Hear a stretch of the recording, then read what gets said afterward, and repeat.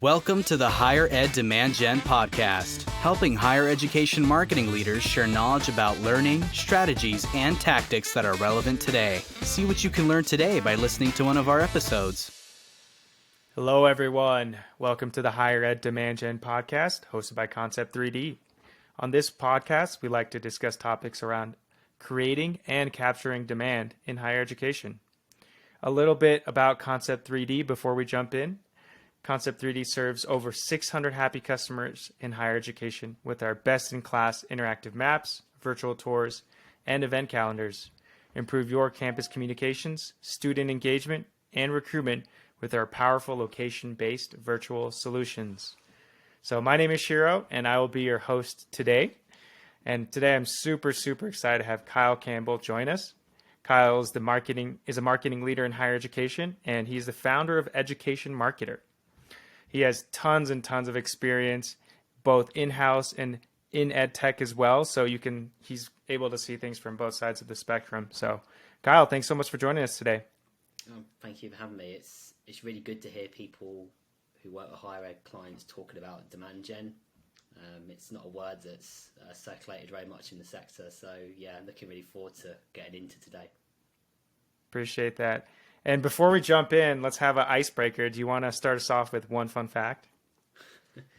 Yeah, I mean, I think it's quite obvious to people. I'm a gamer if they're watching the video version of this. And yeah, my fun fact is that on the first copy of Pokemon Blue, I've clocked up about 255 hours over 25 years. So it's just sitting there on my Game Boy.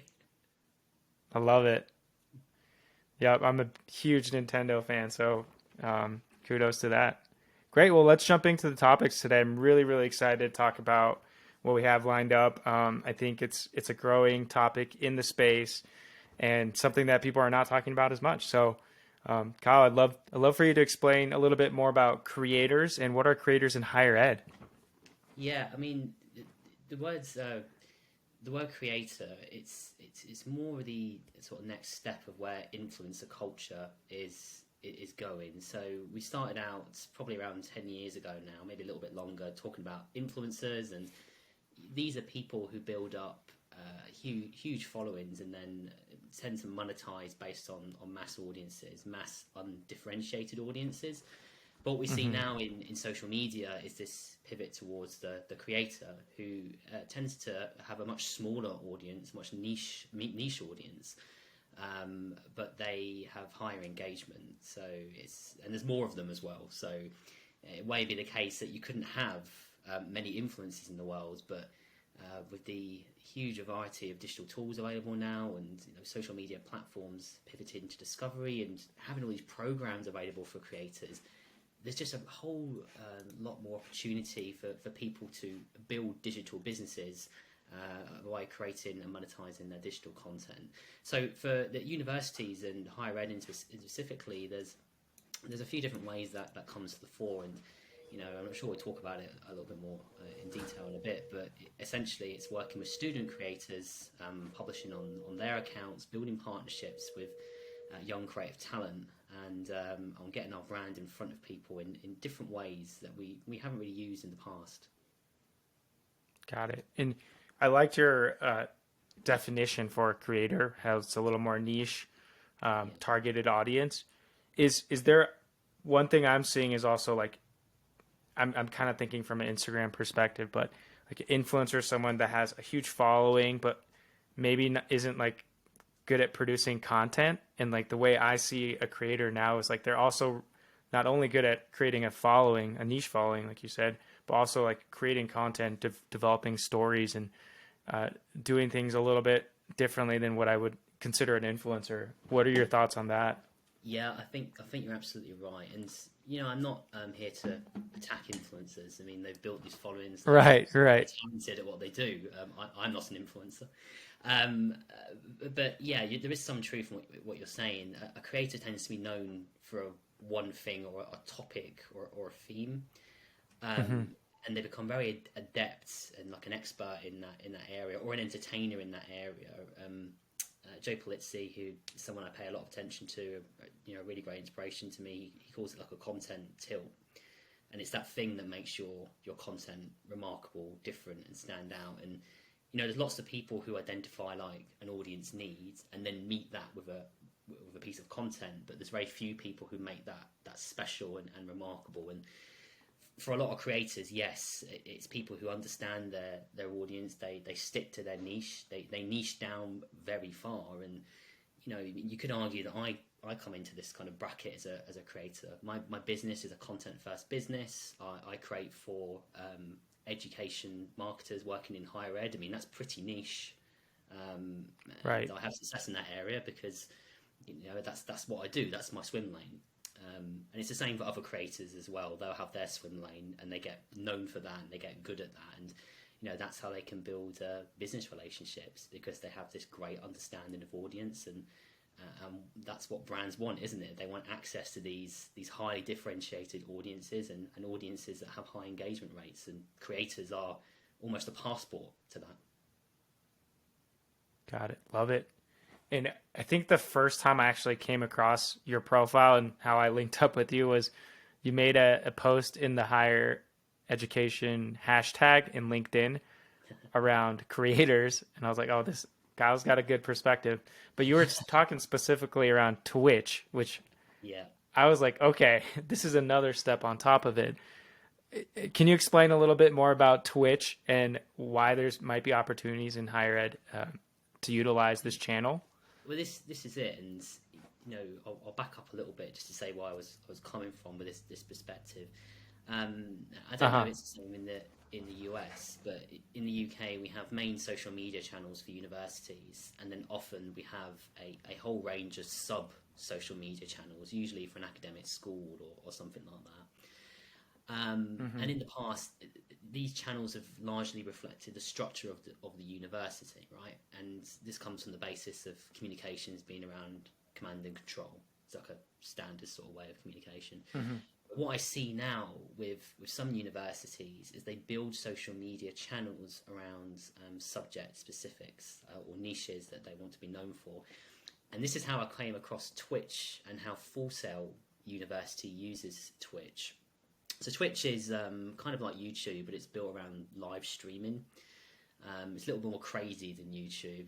You just have to go onto the average stream and it feels like everything's hitting you at once. It's overstimulating is the best way I can describe it. Right. But what Full Sail have done, because Twitch is like a platform primarily for gaming, it has other areas in there as well, but it's mainly a place where gamers stream.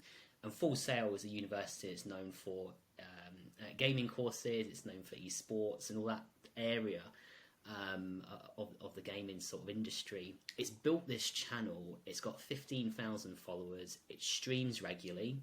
You get to see their students in competitive matches.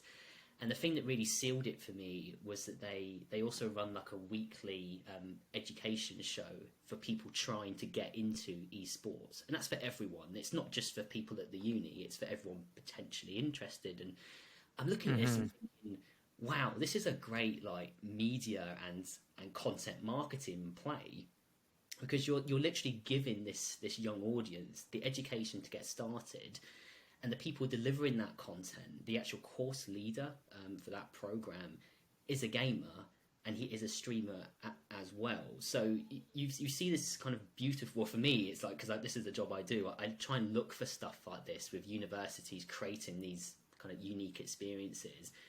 And I've never seen anything quite like that before. I'm sure there's other examples, but I'm so used to like social media channels being focused around schools and functions rather than the subject area.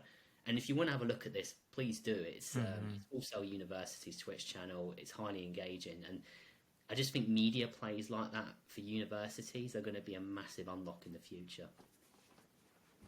Yeah, and this might be a loaded question, but like, what is the value of creating unique experiences? What is the purpose or the value of that from a business perspective for institutions?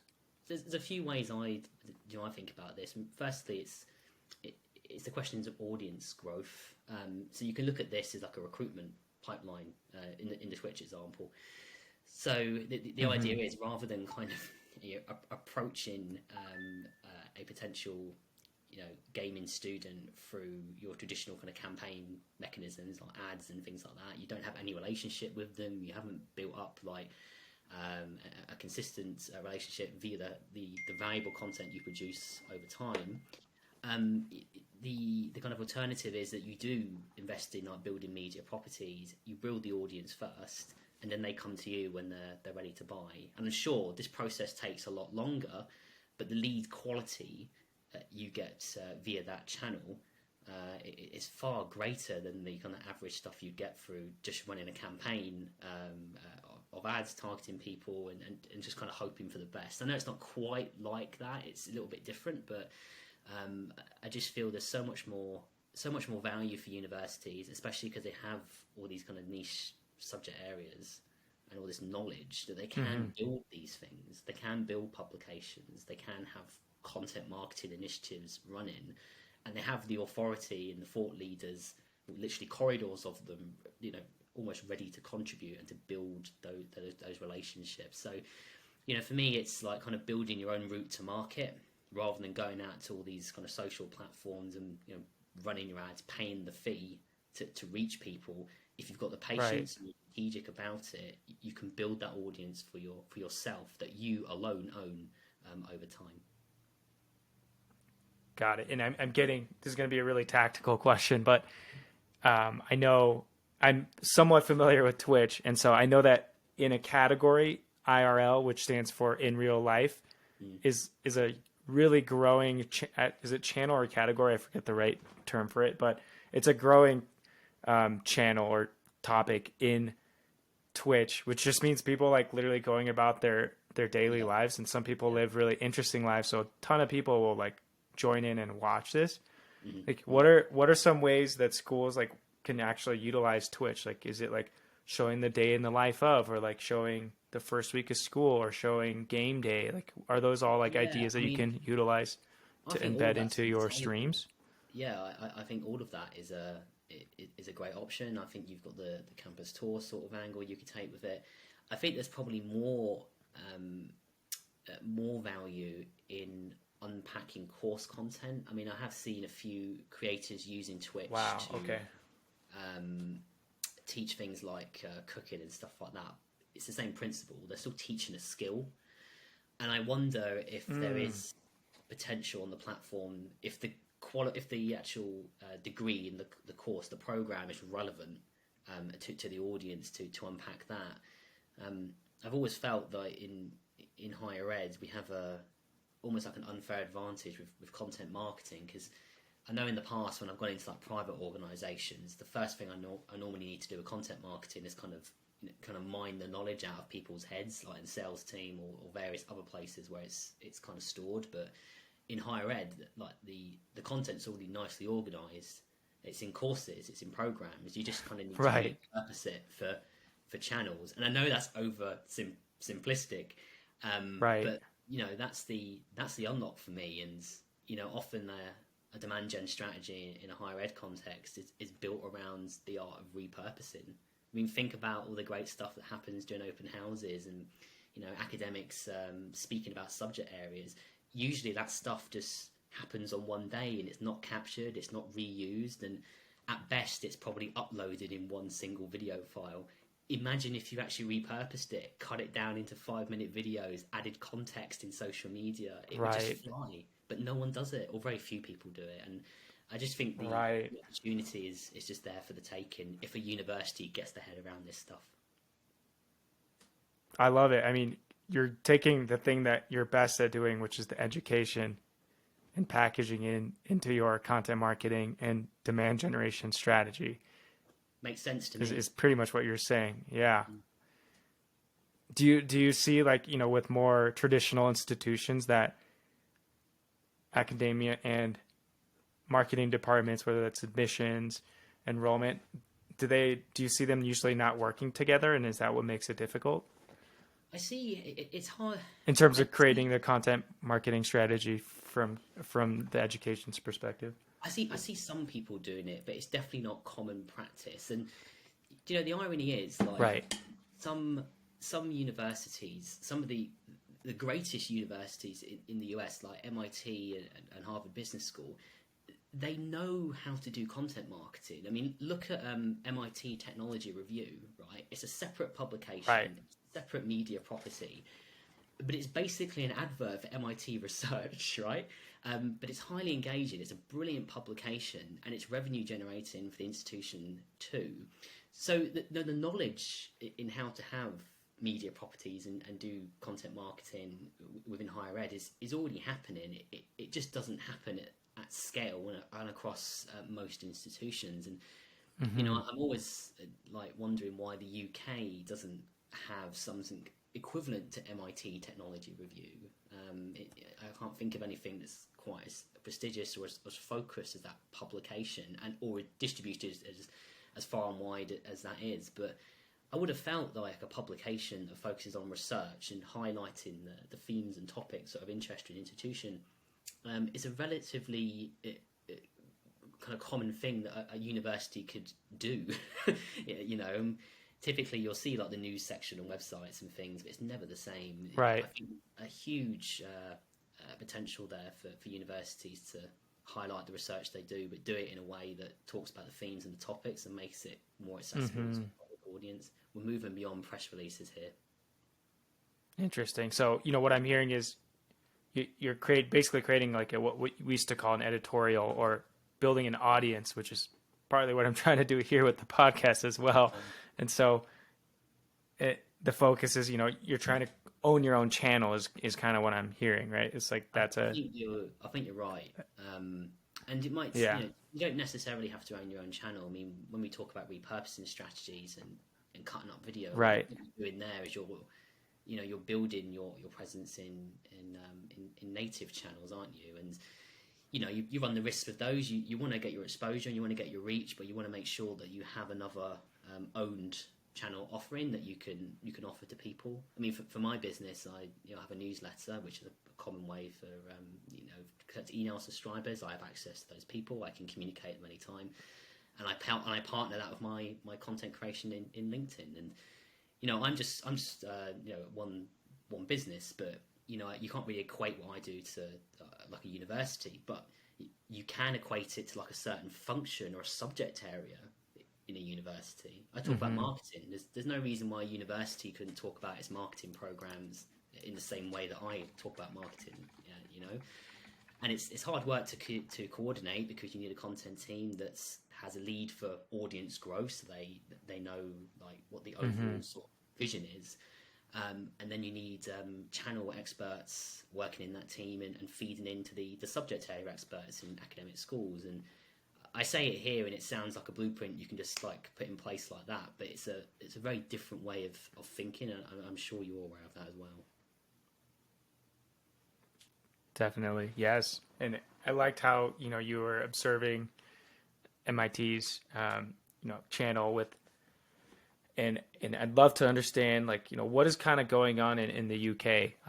From you said that's something that they could adopt here in the UK. You don't see a school doing that properly. What are some different observations you see between the countries?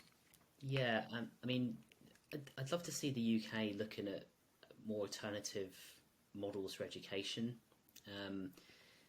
We have a lot of traditionalist roots, and there's nothing wrong with that.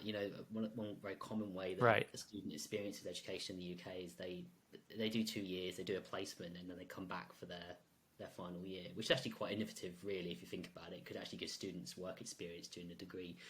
But in the US, I see all kinds of really interesting models. So, for instance, I see institutions emerging that are entirely driven by sponsorship from companies and brands, and the education is top notch, but it's provided for free.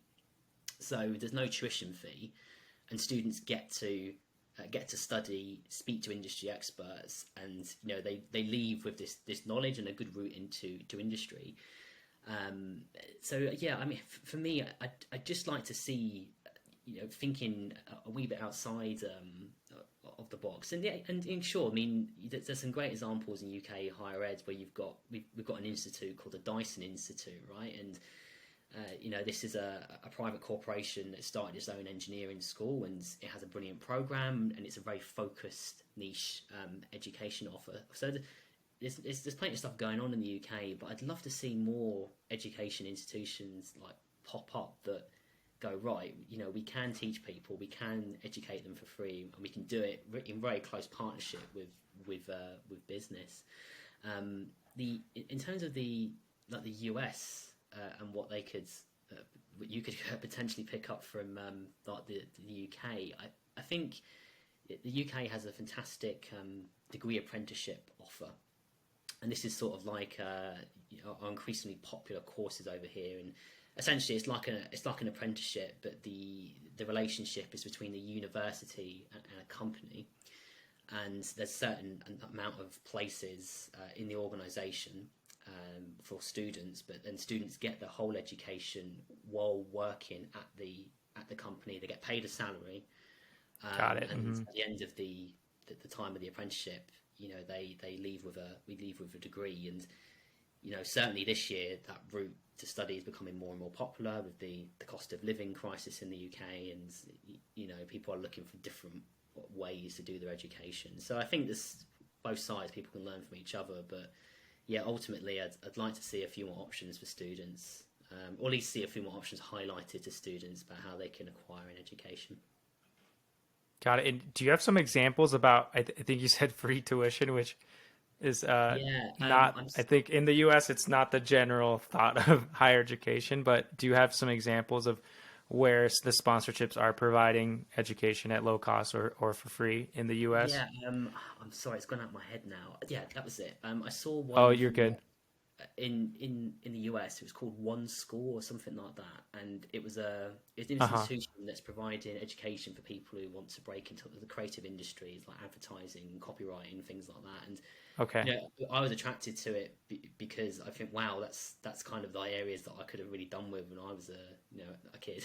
Like, wow, it was education. And, got it. these are niche offerings, right? But and I'm not saying it's like the kind of the way the US is going by a long shot, but these things will become more popular because of the price of education in the US.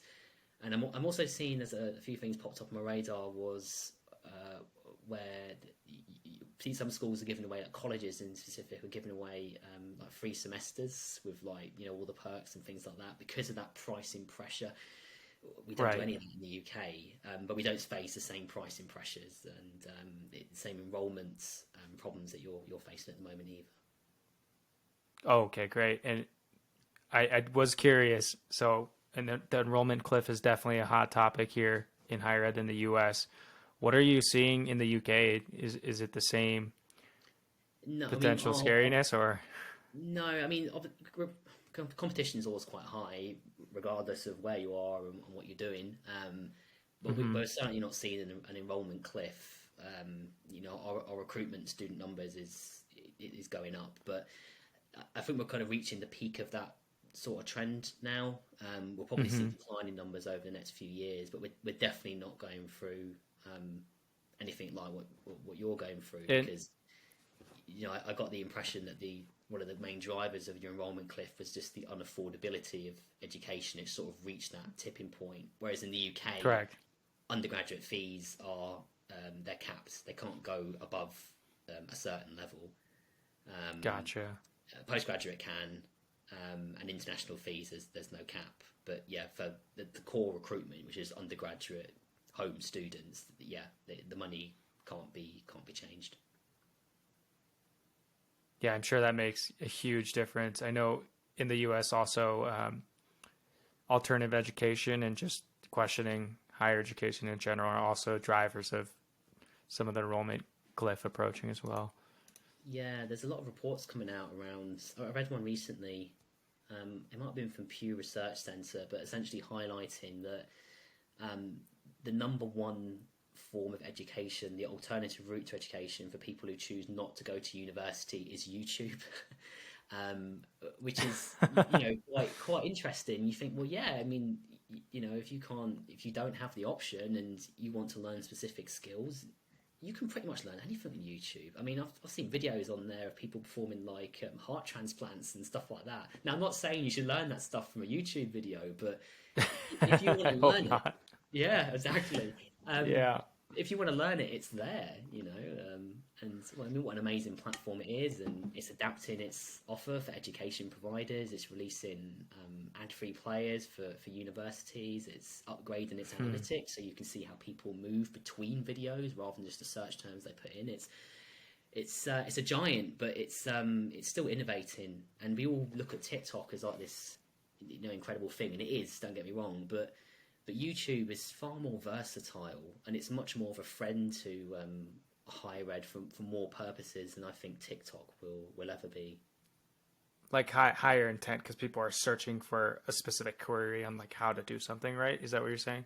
I think so, yeah. Yeah. I mean, TikTok's obviously updated its search functionality recently. It's increased the amount of description you can put around a video. So you can, to an extent, you know, have an SEO strategy for TikTok if that's what you want to do. And I think a lot of social platforms are including that now as part of their offer, because I think Google announced recently, didn't they, that was it 40% of Gen Z actually use social media for search rather than traditional search engines in Google. So it's just another thing we have to keep in mind, really. And like SEO no longer limited to just the search engine results pages. Gotcha. Yeah, I think personally I've seen Google search specifically, definitely just queries decreasing, bids increasing, or cost per click. It's definitely not the only platform you should be advertising anymore. No, if that's all you're doing. Yeah, and I think you know, gone are the days of just having like search engine optimization as your core strategy now. And I've always felt like if you were just doing that one thing, it's a bit of a race to the bottom, because you're just constantly competing on search terms rather than actual audience and rather than proper authority in the space that you're playing in. I'm glad we agree on that. Another question I had, again, about differences between the UK and the US is another similar topic to the enrollment cliff is around employee retention. So this is an internal issue, but you know, are you seeing the same issues in the UK as well? Are you hearing the same issues? I know it's a big problem here in the US, and so I'd love to get your perspective on that too. I mean, what I will say is that at universities in the UK, people tend to be quite well looked after. However, that doesn't mean that there's not, you know, quite a bit of movement. I think that there's a lot less movement in the UK in this regards than the US. But I've seen plenty of my colleagues move out of the sector and into ed tech, or you know, something kind of related to what they do. It largely also depends on how university are responding post-pandemic. You can correlate the amount of people who go and search for new jobs with the institution that says, get back to your desk. And I've seen examples of universities who have had a very harsh, you're back in the office now. And I've seen examples where universities are quite forward-thinking and go, well, actually, why don't we just work default remote and you can use the office space when you need to? And it's the latter universities who kind of lean into the flexibility and, you know, care about their staff's personal life as well as what they can add to the organisation, that tend to have less of a problem. And I don't understand. The thing is, I don't understand, and I see this in a lot of university job ads, that working remotely isn't accepted as like a default thing, and it totally should be. It's like there's the option to work. That text is something along the lines of, there may be the option to work remotely. You'll have to apply for like your own sort of terms. I think you're not going to compete.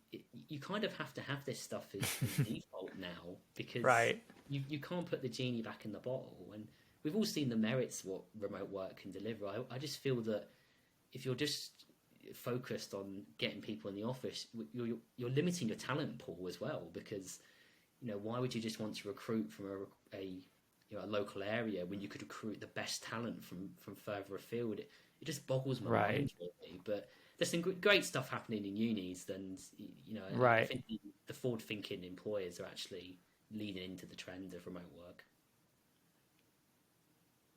Got it. Yeah, I have similar thoughts. I mean, some roles definitely you have to be in office, and so Yeah. it's a bit difficult. But yeah, I totally understand. I'm working from my home today as well, and so I appreciate having that flexibility for sure.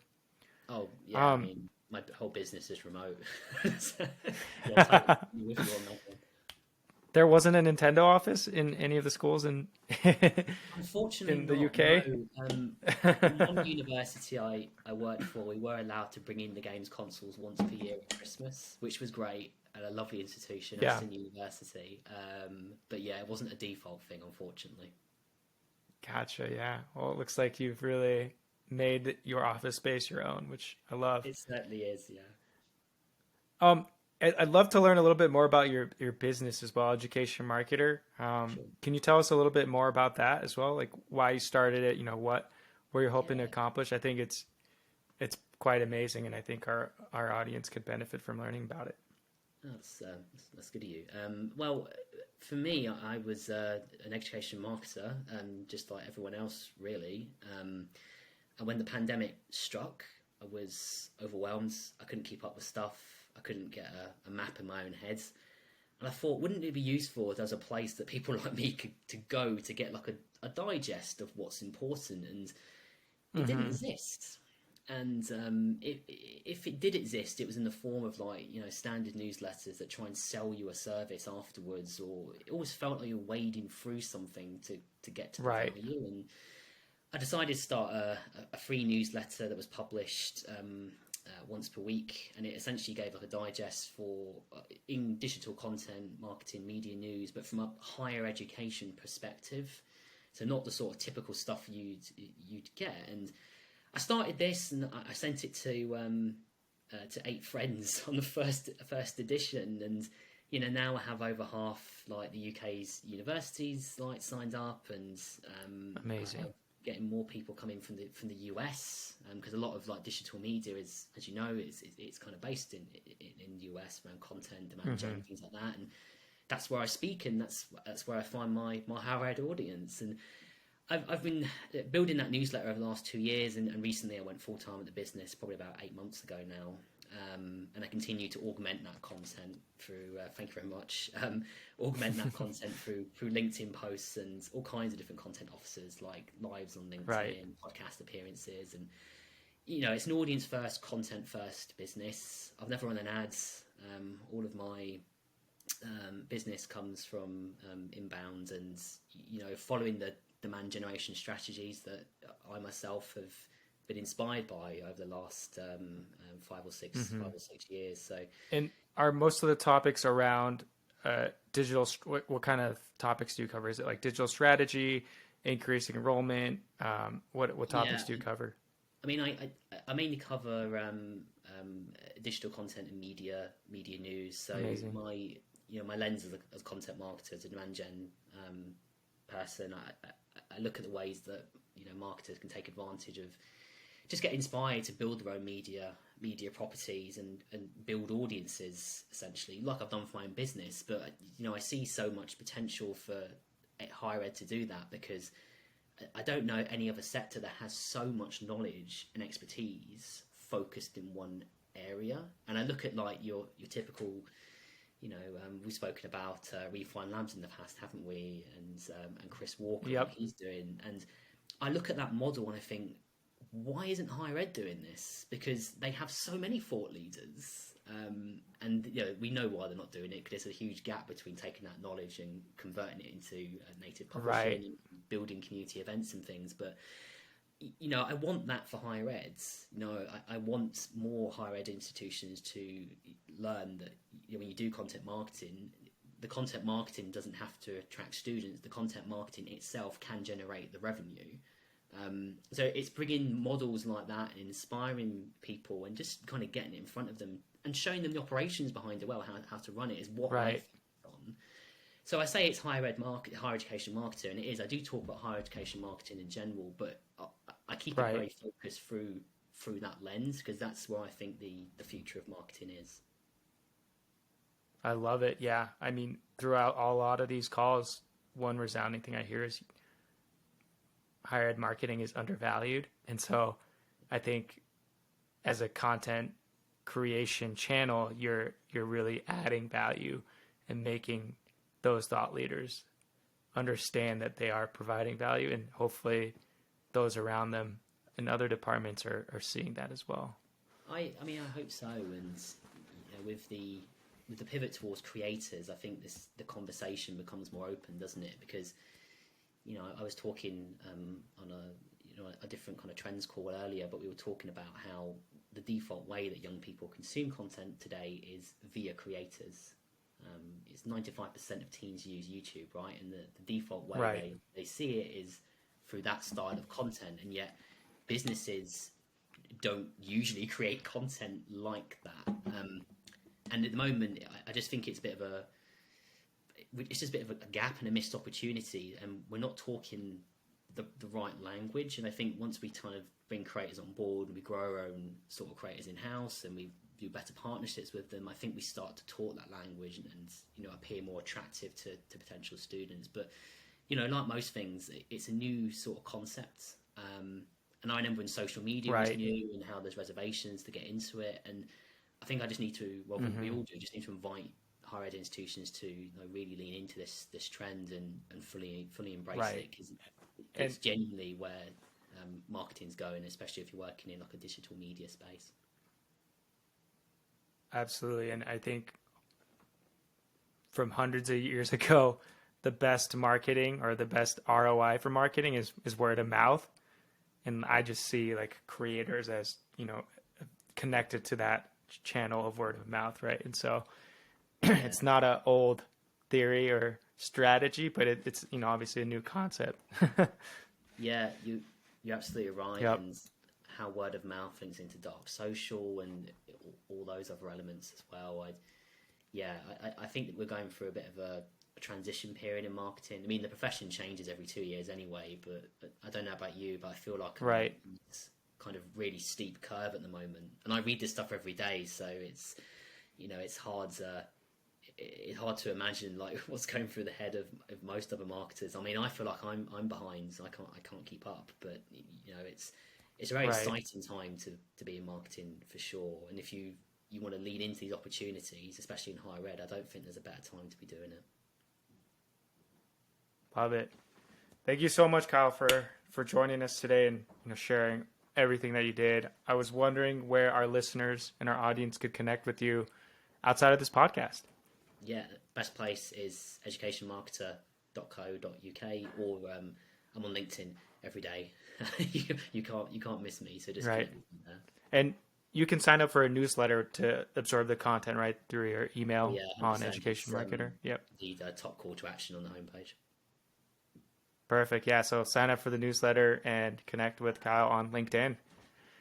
And to our audience, thanks so much for joining us today. And Kyle, again, thanks so much for joining us. Yeah, no problem. Anytime.